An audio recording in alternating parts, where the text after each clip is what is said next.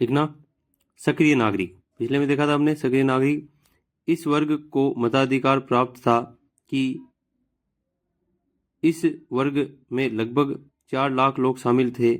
ऐसे पुरुष जिनकी आयु 25 वर्ष से अधिक थी वह 3 दिन की मजदूरी के बराबर कर देते थे। ठीक है, 3 दिन मजदूरी करते थे, उसके बराबर 1 दिन का कर देते थे। कुछ ऐसा रहा होगा, आगे देखना।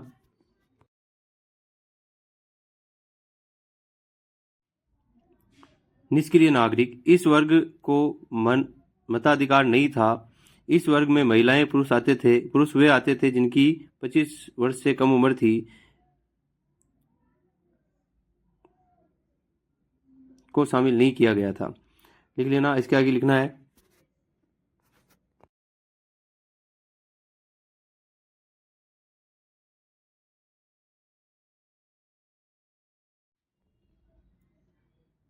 राजनीतिक प्रतीक।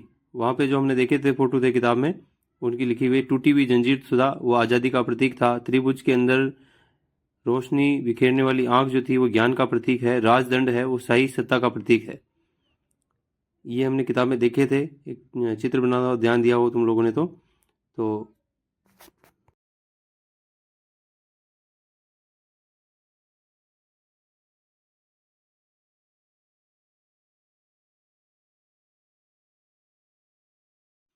3 प्रतीक हो गए। इसके आगे देखना, अपनी पूंछ को मुंह में लिए हुए सांप सनातनता का प्रतीक है।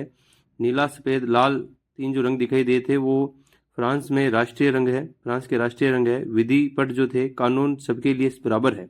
विधि पट जो उसमें लिखे हुए थे, चित्र बना हुआ था, वो कानून सबके लिए बराबर है का प्रतीक है।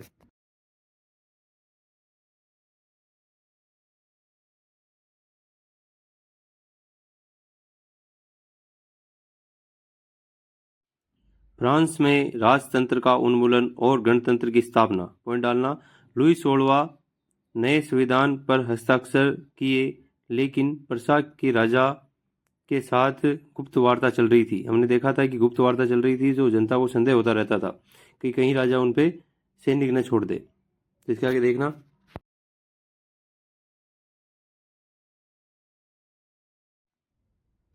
1792 में प्रसा और ऑस्ट्रिया पर आक्रमण की घोषणा। ठीक है, प्रसा और ऑस्ट्रिया पर आक्रमण की घोषणा। हजारों लोगों ने सेना में भर्ती होने के लिए आ गए। लोगों में देशभक्ति भावना बढ़ने के लिए मार्सिले है ना, मार्सिले ये नामक गीत गाया गया, जो वर्तमान में ये भी राष्ट्रगान भी है। इसके आगे देखेंगे भी अपन।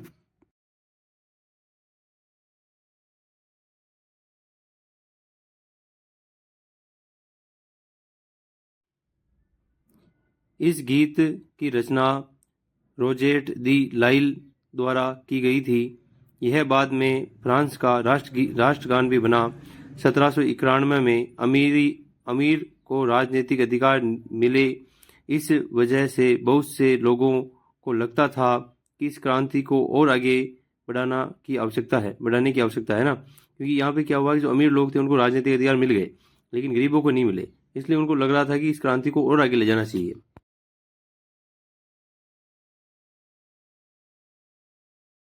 हाँ भाई देखना, इस समय अनेक राजनीतिक क्लब अस्तित्व में आए। इसमें से प्रमुख जेकोबिन क्लब मैक्स मिलियम रोबेस्पेयर द्वारा मुखिया थे। मैक्स मिलियन रोबेस्पेयर इसके मुखिया थे। इस क्लब में दुकानदार, कारीगर, नौकर, दिहाड़ी मजदूर आते थे। ठीक है, इस जो क्लब था इसमें दुकानदार, कारीगर, नौकर, दिहाड़ी मजदूर आते थे।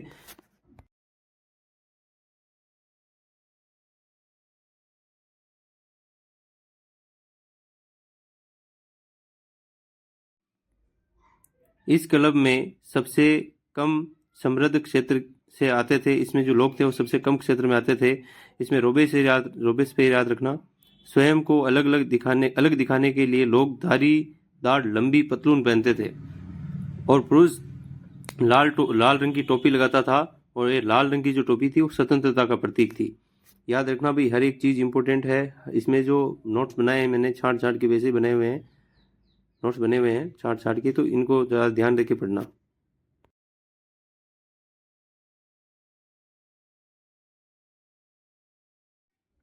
10 अगस्त 1792 ये जहाँ खोल ने लिखा हुआ है, यहाँ लिखा जेकोबिन खाद्य पदार्थों की, जेकोबिन है ना, खाद्य पदार्थों की महंगाई से नाराज होकर पेरिस वासियों को इकट्ठा करके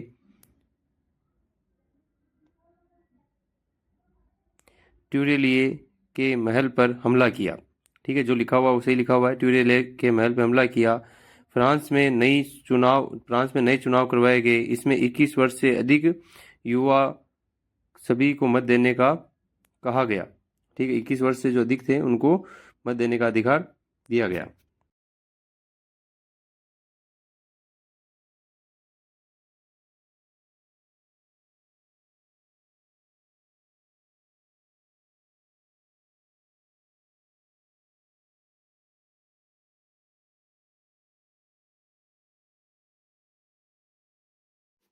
आगे जाके लिखते जाना भाई। 1792 में नेशनल असेंबली को कन्वेंशन नाम दिया गया। 21 सितंबर, ये पॉइंट पे पॉइंट अलग है, जहाँ गया खत्म हो जाता है वहाँ नया पॉइंट बना लिया करो। 21 सितंबर 1792 को फ्रांस में राजतंत्र का अंत हुआ और इसे गणतंत्र घोषणा कर दी गई। गणतंत्र का अर्थ है वह सरकार का रूप जहां सरकार और प्रमुखों का चुनाव जनता द्वारा किया जाता है। ठीक है, सरकार और सरकार के जो प्रमुख होते हैं उनका चुनाव जनता द्वारा किया जाता है, उसे गणतंत्र का।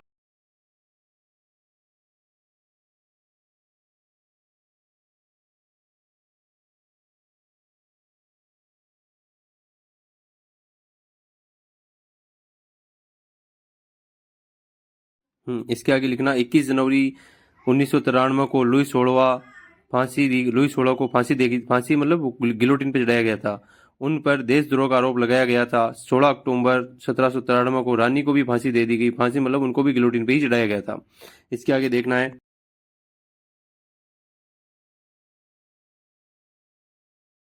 हाँ, तो आगे लिखो आतंक का शासन। आतंक का शासन की क्लास में खूब बात हुई है। जो 1 साल था आतंक के शासन का। फ्रांस में 1793 से 1794 तक के शासन के समय को आतंक का युग कहा जाता है। क्लब जहाँ जहाँ आता है वहाँ रोबेस्पियर याद रखना। रोबेस्पियर के लोगों ने नियंत्रण और दंड संहिता अपनाई। एक दंड संहिता बनाई गई थी जिसमें नियंत्रण या दंड। क्लब के लोगों में कुलीन वर्ग, पादरी वर्ग और अन्य दल के सदस्य थे तथा अपने ही दल के सदस्य जो उनकी कार्यशैली से सहमत नहीं थे उनको भी क्या कर दिया गया, जेल में डाल दिया गया। उनको भी जेलों में डाल दिया गया। जो उनकी कार्यशैली से सहमत नहीं थे उनको भी जेलों में डाला गया।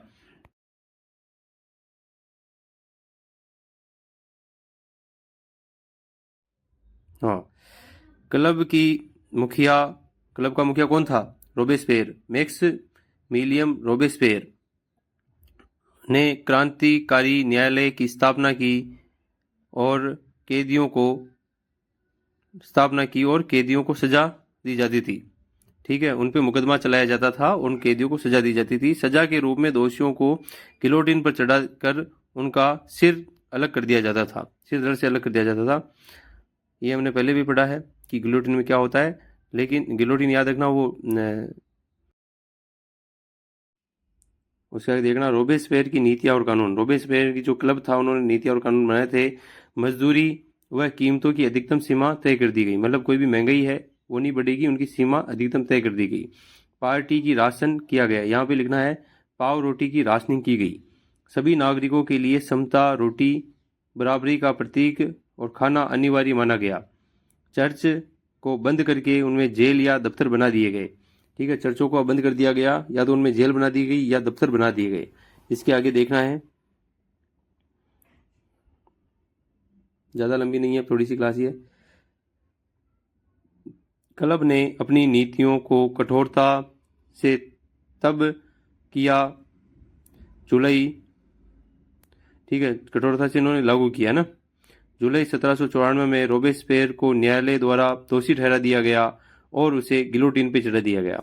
अब उसको खुद को ही गिलोटिन पे चढ़ा दिया गया जो इतनी दिन नीतियां बना रहा था। इसके बाद हम आगे की क्लास में देखेंगे। ये पार्ट बहुत बड़ा है तो आराम से इसके नोट्स बनाना, सबके नोट्स चेक होंगे।